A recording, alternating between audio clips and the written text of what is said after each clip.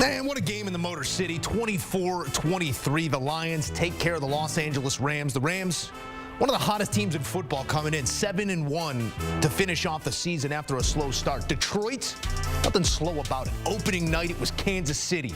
Check the box. Went on to check a number of boxes and answer a number of questions laid in front of them. A 1-point win, their first playoff win in 32 years. Let's get you back out to the stadium for post-game sound. Sean McVay leading us off. Well, first of all, congratulations to Coach Campbell and those guys. What a great atmosphere, great environment. Came down to the wire. Thought we had our chances, but I'm so proud of this football team. And, you know, the finality of it is still kind of, it doesn't totally resonate, but man, did I learn a lot and really appreciate this group. You know, they helped me find my way again, and how much I love this and love the people that I'm around, and it certainly is always about people. It's these players, these coaches.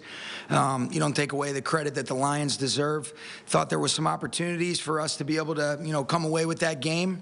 I really liked the way our defense played in the second half, and I think the difference in the game was the red area. You know, we were 0 for 3, they were 3 for 3. There was certainly some chances that I think we're capable of executing, and, you know, we'll go back and we'll look at it and always try to be able to learn, but more than anything, just the appreciation and the gratitude is what, you know, what sticks out to me about this team. And, you know, hats off to the Lions for finding a way to be able to get it done. I got nothing but respect for that group. Sean, how do you address a team that grew so much? Yeah. After something like this, a lot of young players who've never experienced this kind of thing. Yeah, I don't know that there's, I think it's, you got to feel the real emotions, and you go through it and you just tell guys you love them and appreciate them, and then you just, you know, just keep moving forward. But it's hard because the confidence that was earned from this group, you know, they came in here with the expectation to advance and play the winner of the game tomorrow night. And so that's, you know, I think that's a tough pill to swallow. But I think the further that you get away from the raw emotions of it, the more appreciation they'll have for what they did.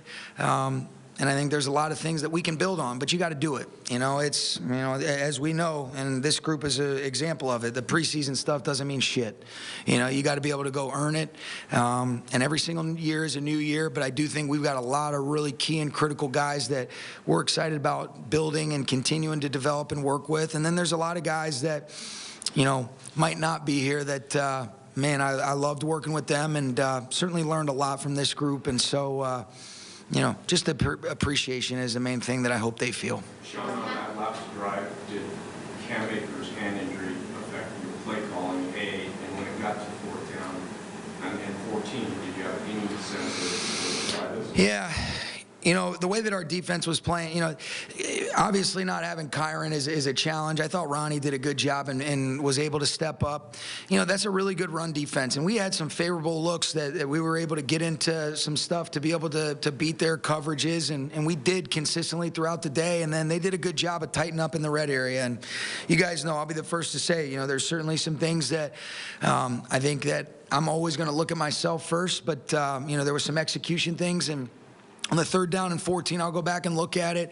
Got the coverage that we wanted, and, you know, they ended up making the breakup. But with 4 minutes left, and, you know, in that situation, we had talked about it. But I think, you know, still having a timeout in 4 minutes, the way our defense was playing, we were hopeful to get a stop. And hindsight's 20/20, and certainly regret that decision now.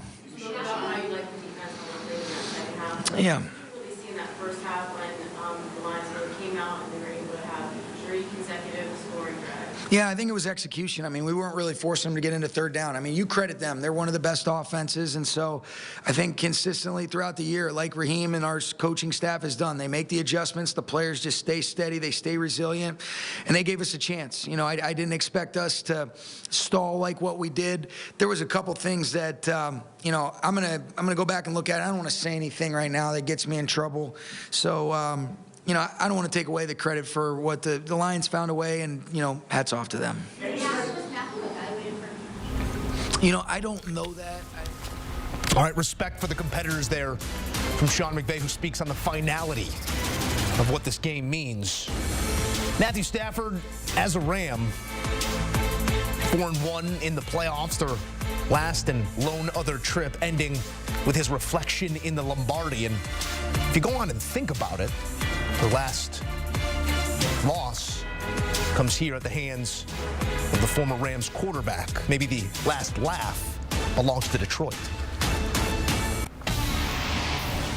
Straight ahead on HQ, full highlights from Detroit. Sights and sounds you won't want to miss. It's coming up next.